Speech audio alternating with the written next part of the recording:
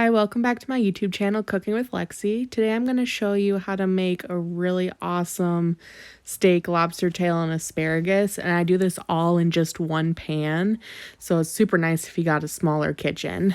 I'm going to start off by showing you how I season my steaks. I'm using this Montreal steak seasoning by Grill Mates and some salt and pepper. I ended up having to do the salt off screen because I was holding the camera with one hand and trying to season with the other, and the salt was a grinder. So, but I made my salt you can change the coarseness of your salt, and I made it like more coarse, so bigger chunks just for this recipe. And you want to really heavily season both sides of the steak because a lot of this will come off when you sear it in the pan, and you could end up losing a little bit of your flavor. So you don't want to be shy with the seasonings whatsoever.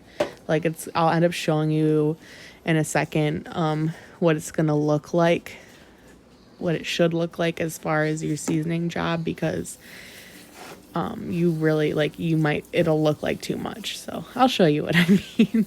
But heavily seasoned, and we're going to be searing this in the pan today. I realized in my last steak video for you guys, I kind of rushed the steak stuff, so I'm going to show you this one a lot more detail how I do my steaks. And you guys, these steaks turned out so good. I actually watched Gordon Ramsay's steak video kind of for my inspiration in the past of how I do my steaks.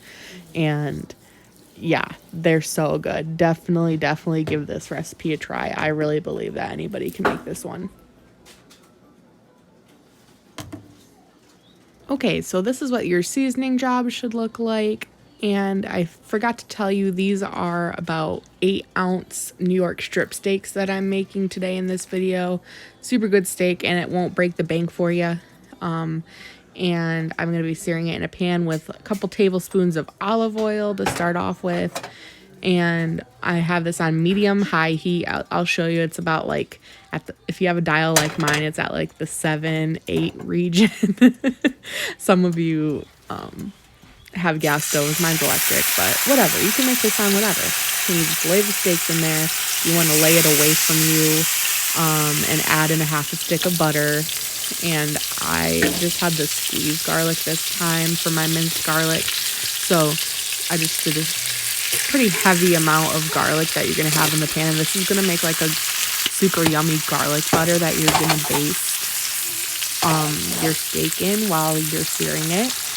I make my steaks about medium, so I do 5 minutes aside in this. I think my last video I said it wrong of how long I do it. 5 minutes aside, and I'm gonna add some herbs, so some thyme leaves there and some parsley. I just use dry herbs. If you have fresh herbs, that's even better, but dry herbs are fine. And it makes a super yummy garlic herb butter that you're gonna baste your steak with. And this just adds so much flavor to it. It is delicious, and when you sear it in a pan, it keeps all the steak juices, so your steaks turn out super juicy. I love a grilled steak, don't get me wrong, but sometimes they can get dry because you're losing the juice and you can't really baste on a grill. Well, you can, but it's really difficult.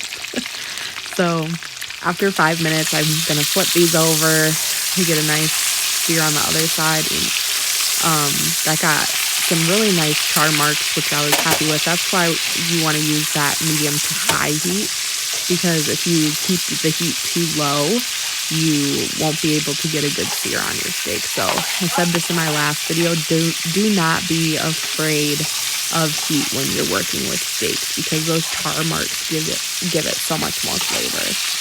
And I'm just showing you again how you really want to be basting and basting and basting. I couldn't show you kind of my technique, but you want to tilt the pan towards you to get all of the juice to baste with, and then baste with the other hand. I couldn't do that while I recorded. So this was, but you guys will get it.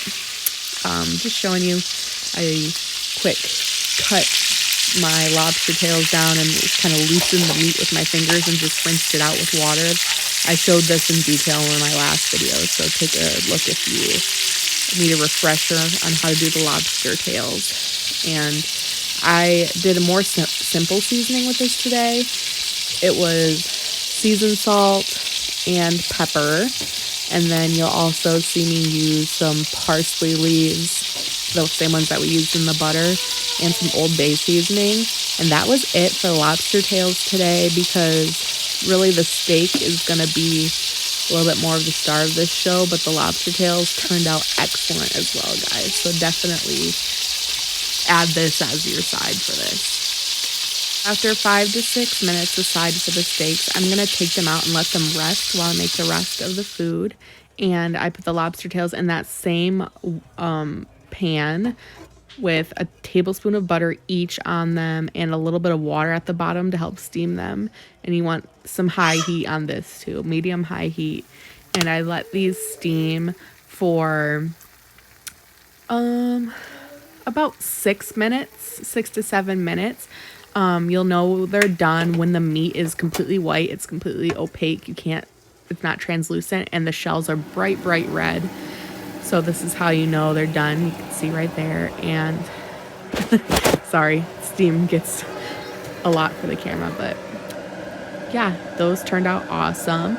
So we're going to use the same water and steak juices to make the asparagus with. So I just chopped my asparagus into thirds and threw that in there, and I steamed those for 7 minutes, and that was it for everything, guys. Like, this was so good. I made this for my family for Martin Luther King Day, but I think this would be a really good idea for Valentine's Day coming up, guys. Like I said, I think anybody can make this. It was super simple and really delicious, and I think it would impress your Valentine's Day date. So thank you so much for watching, guys. I hope you enjoyed this. Yeah, have a good day.